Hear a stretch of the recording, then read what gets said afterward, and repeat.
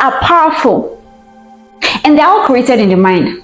But the good thing is you have the power to decide the kind of thoughts you want to have, you want to create. So you go to bed after work at night and your mind wants to naturally play back all the things that happen during the day.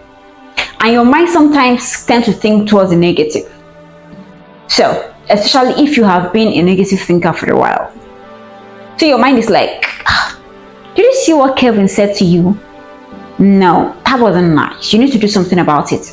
And your mind is like, I have to do something about it. And your mind is telling you like, did you see how that lady looks at you? That was mean. And you're like, truly that was mean. I noticed the way she looked at me. And guess what you're thinking? You're thinking about how to give back to the person. You're thinking about how people are going to hurt you. Some years ago, I read a book by Joyce Meyer, Power Thoughts. Very interesting book.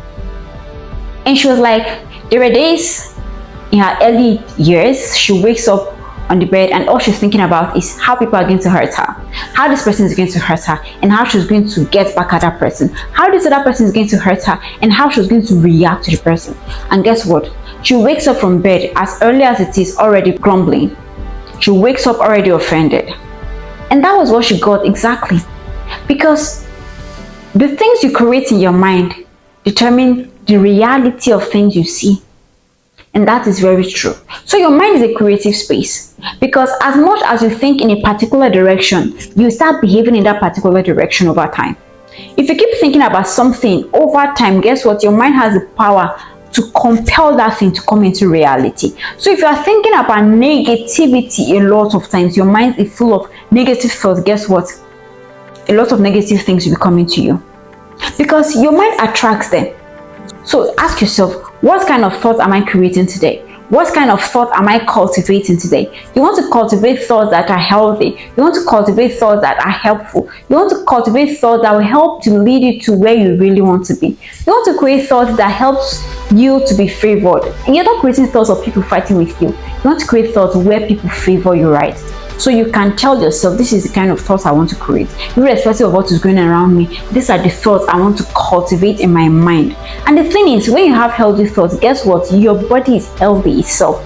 When you have healthy thoughts, you become more creative in the positive and the right way. So train your mind to think positively.